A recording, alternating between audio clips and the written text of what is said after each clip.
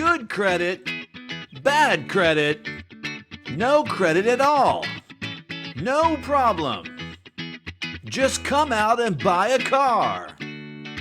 I don't know about you, but I just can't stand those screaming car commercials. But seriously, have you ever wondered why having good credit even matters? Of course, you need good credit if you want to buy a car. But did you also know that credit can do so much more than all that? Prepare to have your mind blown. Did you know that banks actually use OPM, other people's money, to create wealth?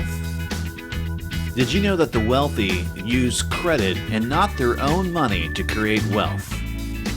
Did you know that you could do the same? Yep, that's right.